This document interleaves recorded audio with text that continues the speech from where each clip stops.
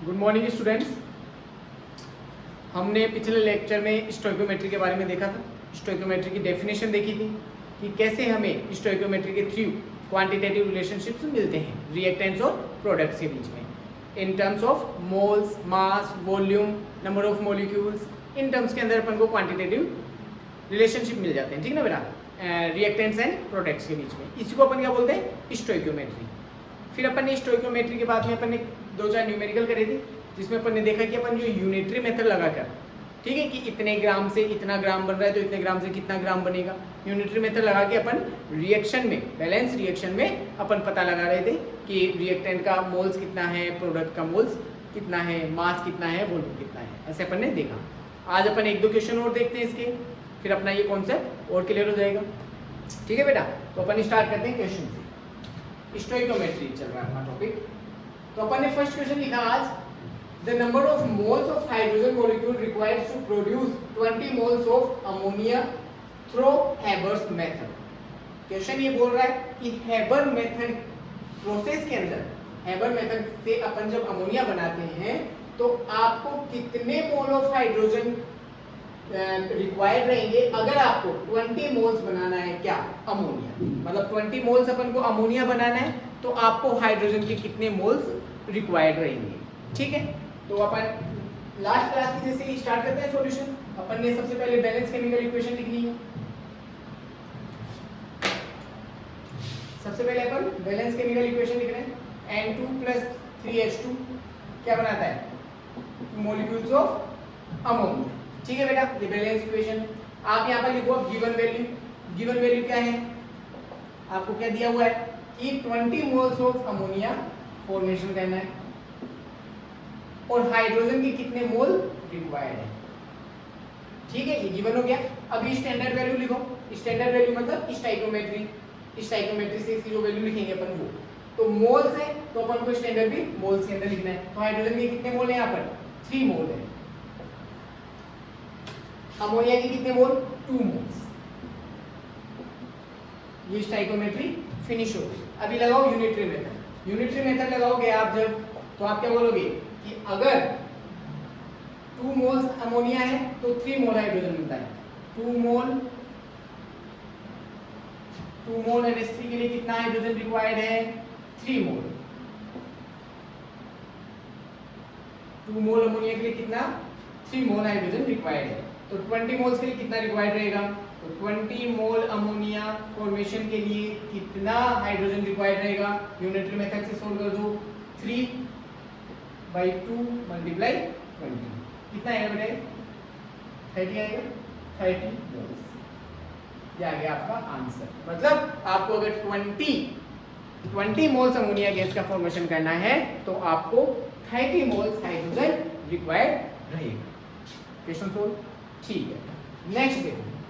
Next question पर ने लिखा, what weight of SO2 can be made by boiling sulphur in 5 moles of oxygen. मतलब 5 moles oxygen की presence में जब आप सल्फर को बर्न करोगे तो कितना SO2 कितना बनाया जा सकता है। ठीक है, सिंपल सी बात। सबसे पहले बैलेंस केमिकल इक्वेशन लिखेंगे अपन। तो सल्फर को जब आप ऑक्सीजन में बर्न करोगे तो क्या बनता है, सल्फर डाइऑक्साइड। ठीक है, गिवन वैल्यू क्या है, गिवन वैल्यू है कि 5 मोल्स ऑक्सीजन है। मतलब आपके पास में ऑक्सीजन कितना लिया, 5 मोल्स। ओके, और पूछा क्या इसमें, सल्फर का वेट, मतलब सल्फर डाइऑक्साइड का वेट निकालना है आपको ग्राम के अंदर। ये गिवन वैल्यू लिख दी। ऊपर लिखना है अपन को स्टैंडर्ड वैल्यू। स्टैंडर्ड वैल्यू लिखो बेटा। ऑक्सीजन का यहाँ पर कितना मोल्स, ऑक्सीजन का यहाँ पर 1 मोल। इसी यूनिट में लिखेंगे अपन स्टैंडर्ड वैल्यू। अभी ग्राम यूनिट में स्टैंडर्ड वैल्यू लिखो सल्फर डाइऑक्साइड की। तो सल्फर डाइऑक्साइड का वेट कितना होता है, कैलकुलेट करो। सल्फर डाइऑक्साइड, सल्फर का कितना 32 प्लस ऑक्सीजन का कितना 32, कितना हो गया ये 64। ठीक है बेटा, तो सल्फर डाइऑक्साइड कितना 64 ग्राम। अभी लगाना है आपको क्या, यूनिटरी मेथड। यूनिटरी मेथड लगाओ कि अगर 64 ग्राम SO2, यूनिटरी मेथड लगाओ आप कि अगर 1 मोल ऑक्सीजन है तो आपके पास में सल्फर डाइऑक्साइड कितना 64 ग्राम बनेगा। और अगर 5 मोल ऑक्सीजन लेंगे तो आपके पास में सल्फर डाइऑक्साइड कितना बनेगा 64 डिवाइड बाय 1 मल्टीप्लाई 5 कितना आएगा बेटा ये आपका 320 ग्राम आ जाएगा। समझ में आई बेटा? ये तो हो गई न्यूमेरिकल की बात। बाकी देखो नॉर्मल बात क्या है, सिंपल सा हमने ये देख रहे हैं कि 1 मोल ऑक्सीजन ले लें तो 64 ग्राम सल्फर डाइऑक्साइड बनती है। और अगर आपने ऑक्सीजन की मात्रा बढ़ा दी और 5 मोल ऑक्सीजन ले लिया तो सल्फर डाइऑक्साइड कितना बन जाएगा 320 ग्राम। ठीक है बेटा, दोनों क्वेश्चन सोल्व हो गए। स्टोइकियोमेट्री समझ में आ गई सिंपली, और यूनिटरी मेथड समझ में आ गया कि अपन को स्टोइकियोमेट्री की हेल्प से अपन कैसे क्वेश्चन को सॉल्व कर सकते हैं। आज अपन आगे स्टोइकियोमेट्री में आगे बढ़ते हैं, एक नया टॉपिक लेते हैं अपन।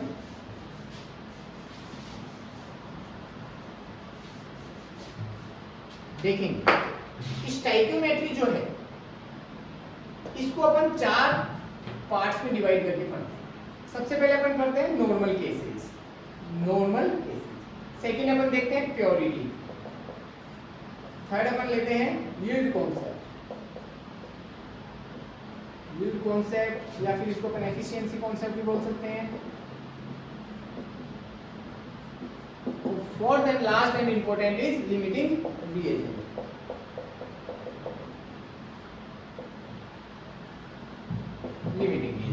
स्टोइकियोमेट्री क्या है ये तो अपन डिस्कस कर चुके हैं, इसके ऊपर क्वेश्चन भी कर चुके हैं। स्टोइकियोमेट्री को अपन 4 पार्ट्स में डिवाइड करके पढ़ेंगे बेटा। फर्स्ट अपन देखते हैं नॉर्मल केसेस, जो अपन ये क्वेश्चन करे ना अभी तक वो सब नॉर्मल है, ठीक है, वो इसमें आ गया। सेकंड अपन देखते हैं प्योरिटी कॉन्सेप्ट, मतलब आपको ये बताएगा कि कोई बैलेंस केमिकल इक्वेशन है, ठीक है, उसमें ये बोलेगा कि इस रिएक्टेंट की इतनी प्योरिटी है तो कितना प्रोडक्ट बनेगा। समझ आ रही बात? खेल सारा मैथमेटिक्स का ही रहेगा, ठीक है। तो प्योरिटी मतलब आपको उसका प्योर परसेंटेज निकालना पड़ेगा और फिर आपको वही स्टोइकियोमेट्री वही आपको स्टोइकियोमेट्री उसमें अप्लाई करके सॉल्व करना रहेगा क्वेश्चन को। थर्ड अपन देखते हैं यील्ड कॉन्सेप्ट या फिर एफिशिएंसी कॉन्सेप्ट। यील्ड कॉन्सेप्ट या एफिशिएंसी कॉन्सेप्ट में ऐसा हो जाता है कि आपको रिएक्टेंट की यील्ड बता देगा कि 50% एफिशिएंसी है, इसमें 50% यील्ड होगा, तो आप उसको सॉल्व करके उसका 50% निकाल लेंगे अपन, सिंपल। और फिर लास्ट में अपन देखते हैं लिमिटिंग रिएजेंट। लिमिटिंग रिएजेंट का मतलब होता है जो केमिकल रिएक्शन है उसके अंदर जो रिएक्टेंट्स हैं, ठीक है, उन दोनों रिएक्टेंट्स में से कौन सा लिमिटिंग रिएजेंट है। मतलब एक रिएजेंट ऐसा होगा जिसके ऊपर पूरी की पूरी केमिकल इक्वेशन डिपेंड करेगी, ठीक है, तो वो लिमिटिंग रिएजेंट के बेस के ऊपर आप स्टोइकियोमेट्री लगाओगे लास्ट वाले में, ठीक है, और ये अपना इंपॉर्टेंट भी है, ठीक है। तो अभी अपन देखेंगे बेटा प्योरिटी जो कॉन्सेप्ट है इसके अंदर आपको रिएक्टेंट या प्रोडक्ट का प्योरिटी दी हुई होगी, ठीक है। इसको अगर अपन डायरेक्ट देखेंगे तो क्वेश्चन से देखेंगे, क्योंकि थ्योरी का इसमें कुछ है नहीं, थ्योरी अपन ने स्टोइकियोमेट्री की डेफिनेशन देखी वही सफिशिएंट है, ठीक है। तो अभी प्योरिटी में देखेंगे, अगर अपन कोई क्वेश्चन लेते हैं जैसे कि मान लीजिए 10 gram calcium carbonate is decomposed. Purity का कॉन्सेप्ट है तो इसमें प्योरिटी लगा दो। 10 ग्राम कैल्शियम कार्बोनेट है जो कि 90% प्योर है, कैसा है 90% प्योर है, इज डीकंपोज्ड। अगर वो डीकंपोज्ड होता है, is decomposed, then calculate volume of carbon dioxide gas. Question समझ में आया? क्वेश्चन बोल रहा है कि आपके पास में कैल्शियम कार्बोनेट है 10 ग्राम और उसका प्योरिटी कितनी है 90% प्योर है ये कैल्शियम कार्बोनेट, और इसको आप क्या कर रहे हो डीकंपोज कर रहे हो। तो जो कैल्शियम कार्बोनेट के डीकंपोज से कार्बन डाइऑक्साइड गैस बनेगी उसका वॉल्यूम क्या होगा, calculate volume of calcium carbon dioxide gas, ठीक है। तो वही स्टोइकियोमेट्री बैलेंस केमिकल इक्वेशन लिखो, balance chemical equation, calcium carbonate decompose होता है बेटा, calcium oxide plus carbon dioxide gas निकलती है, ठीक है। ये इसकी बैलेंस केमिकल इक्वेशन हो गई।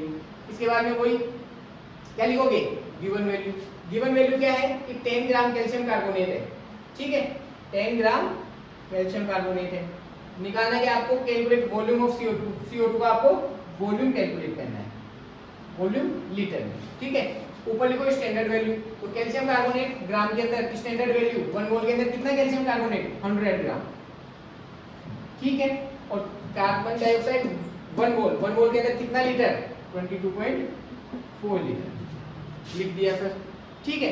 लेकिन अभी इसमें ट्विस्ट क्या है? इसमें ट्विस्ट ये है कि जो कैल्शियम कार्बोनेट लिया है ना आपने 10 ग्राम, ये पूरा का पूरा 10 ग्राम जो ना वर्क करेगा यहाँ पे। क्यों? क्योंकि इसकी तो प्योरिटी 90% है, मतलब 10 ग्राम का जो 90% होगा ना, उतना ही कैल्शियम कार्बोनेट यहाँ पर रिएक्ट कर रहा है, ठीक है। तो इसका मतलब अपन को यहाँ पे 10 ग्राम नहीं लिखकर अपन को यहाँ पर 10 ग्राम का क्या लिखना है? 90% लेना है कैल्शियम कार्बोनेट का। तो 10 ग्राम का 90% निकालो, परसेंट निकालनी आती है आपको, ठीक है बेटा। 10 ग्राम का 90% जब अपन इसको सोल्व करेंगे तो क्या आएगा बेटा? 9 ग्राम। कितना आएगा? 9 ग्राम। मतलब 9 ग्राम कैल्शियम कार्बोनेट डिकम्पोज होकर कैल्शियम ऑक्साइड बना रहा है, कार्बन डाइऑक्साइड बना रहा है। तो अब आपको बताना है कि कार्बन डाइऑक्साइड का कितना वॉल्यूम रिलीज होगा यहाँ पर, ठीक है। हो गया सर यहाँ तक स्टोइकियोमेट्री का काम। अब कौन आ जाएगा?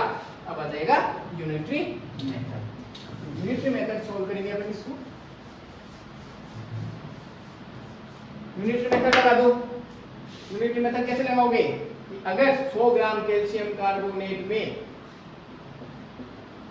कार्बन डाइऑक्साइड रिलीज होती है 22.4 लीटर, तो 9 ग्राम कैल्शियम कार्बोनेट में कितनी कार्बन डाइऑक्साइड रिलीज होगी?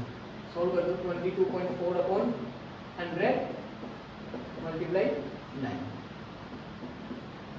इसको जब अपन सोल्व करेंगे तो ऑलमोस्ट 2.019 ऐसा कुछ आ जाएगा। कहीं में आएगा बेटे? लीटर में आएगा। समझ यही बात बेटा। मतलब अगर कैल्शियम कार्बोनेट है, 90% प्योरिटी है और 10 ग्राम है, तो कितना कार्बन डाइऑक्साइड रिलीज होगा वहां पर? 2.01 लीटर, 2.19 लीटर कार्बन डाइऑक्साइड वहां पे रिलीज हो जाएगी। समझ में आई प्योरिटी कॉन्सेप्ट? कुछ भी नहीं है इसमें, सेम प्रोसेस था। बस दिक्कत ये आती कि यहाँ पे जो आपने रिएक्टेंट लिया है ये पूरा का पूरा यूज नहीं करना है अपन को। क्यों? क्योंकि ये पूरा प्योर है ही नहीं। इसका प्योरिटी कितनी है? 90% है, तो अपन को इसका 90% ही यूज करना है, ठीक है बेटा। चले आगे प्योरिटी कॉन्सेप्ट। चलो इसका एक क्वेश्चन और देखो आप। अगर अपन इसका एक क्वेश्चन और लें, मान लीजिए कि 20 ग्राम मैग्नीशियम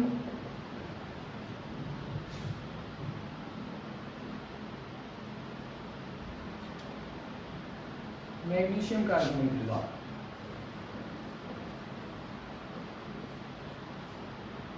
मैग्नीशियम कार्बोनेट, ठीक है बेटा। 20 gram magnesium carbonate is decomposed to give carbon dioxide and 8 gram magnesium oxide। Magnesium oxide होता है MgO। Calculate percentage purity of magnesium carbonate. Question देखो, क्वेश्चन में अपन ने लिखा कि 20 gram magnesium carbonate is decompose to give carbon dioxide and 8 gram magnesium oxide. Calculate percentage purity of magnesium carbonate. मतलब 20 gram magnesium carbonate को आप decompose करते हो तो कार्बन डाइऑक्साइड निकलती है और 8 ग्राम मैग्नीशियम ऑक्साइड बनता है। तो आपको बताना है कि जो मैग्नीशियम कार्बोनेट है उसकी परसेंटेज प्योरिटी क्या है। मतलब वो पूरा ही प्योर है या फिर उसके वो इम्प्योर है, तो उसकी परसेंटेज प्योरिटी क्या है। सोल्व करो, वही लगाओ, लिखो इक्वेशन। तो मैग्नीशियम कार्बोनेट लिखा, मैग्नीशियम कार्बोनेट डिकम्पोज होगा magnesium oxide plus carbon dioxide में। समझ आएगी बात। गिवन वैल्यू लिखो। मैग्नीशियम कार्बोनेट है आपके पास में 20 ग्राम, मैग्नीशियम ऑक्साइड आपका बन रहा है 8 ग्राम। स्टैंडर्ड वैल्यू लिखो। मैग्नीशियम कार्बोनेट का जब आप निकालोगे मोलिकुलर वेट 1 मोल का तो कितना आएगा बेटा? 84। कैसे आएगा? MgCO3 देखो 24 Mg का, कार्बन का 12, ऑक्सीजन का 48। कितना आ जाएगा बेटा? 4 और 8, 84 आ जाएगा। ठीक है, मैग्नीशियम ऑक्साइड का निकालोगे आप स्टैंडर्ड वैल्यू, तो यहाँ पे आएगी आपके ये 40 ग्राम, ग्राम में लेंगे अपन स्टैंडर्ड वैल्यू। यहाँ तक किसी को कोई दिक्कत नहीं सर, आ गया यहाँ पे। फिर बेटा अब देखो, ये जो 20 ग्राम है ये प्योर नहीं है, तभी तो इसने परसेंटेज प्योरिटी पूछी मैग्नीशियम कार्बोनेट की। ठीक है, तो मैग्नीशियम कार्बोनेट की परसेंटेज प्योरिटी बतानी है आपको, तो इसका मतलब ये जो है ये क्या है बेटा, इम्प्योर है, इम्प्योर। ठीक है, तो अपन इसको कैलकुलेट करते हैं, अपन प्योर मैग्नीशियम कार्बोनेट का वेट निकाल लेते हैं। तो mass of pure magnesium carbonate, ठीक है, ये निकालने के लिए वो स्टोइकोमेट्री क्या करोगे, अगर 40 ग्राम मैग्नीशियम ऑक्साइड बनता है तो मतलब 84 ग्राम मैग्नीशियम कार्बोनेट काम आया है, और अगर 8 ग्राम मैग्नीशियम ऑक्साइड बनेगा तो कितना मैग्नीशियम कार्बोनेट काम आएगा, वो यूनिटरी मेथड। ठीक है, अब ये अपन इसको डायरेक्ट रखते हैं, देखो 40 है तो ये कितना 44, और अगर 8 होगा तो ये कितना डिवाइड बाय 40 मल्टीप्लाई 8, कितना आ जाएगा ये बताओ।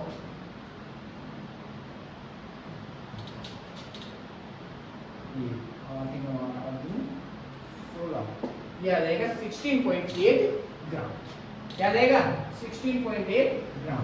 मतलब इम्प्योर जो है मैग्नीशियम कार्बोनेट वो तो 20 ग्राम है, लेकिन जो प्योर कार्बोनेट है इसके अंदर उसका मास कितना है 16.8 ग्राम। समझ बात, इसका मतलब परसेंटेज प्योरिटी आप निकालोगे, अगर percentage purity of magnesium carbonate निकालोगे तो परसेंटेज प्योरिटी कैसे निकालते हैं, किसी भी चीज की परसेंटेज कैसे निकालते हैं, कितने नंबर आए टोटल नंबर से उसको डिवाइड करके 100 से मल्टीप्लाई कर देते हैं, तो कोई परसेंटेज निकालना है आपको यहाँ पे प्योरिटी।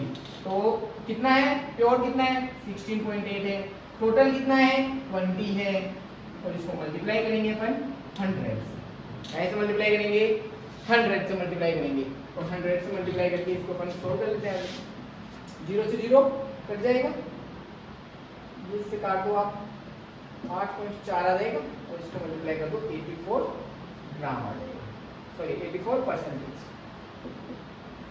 ये आ गई percentage purity of magnesium carbonate. Question में कोई दिक्कत भाई, 20 ग्राम मैग्नीशियम कार्बोनेट लिया था आपने, ठीक है, लेकिन उसमें से 16.8 ग्राम ही मैग्नीशियम कार्बोनेट प्योर है, तो इसका मतलब प्योरिटी परसेंटेज क्या आएगी मैग्नीशियम कार्बोनेट की, प्योरिटी परसेंटेज अपन सोल्व करेंगे तो कितना आएगा 84% आएगा। इसका मतलब जो सैंपल लिया है ना आपने 20 ग्राम जो सैंपल लिया है उसमें 84% मैग्नीशियम कार्बोनेट है, बाकी उसके अंदर इम्प्योरिटीज है। समझ आ गया बेटा, यहाँ तक किसी को कोई दिक्कत? ठीक, चलो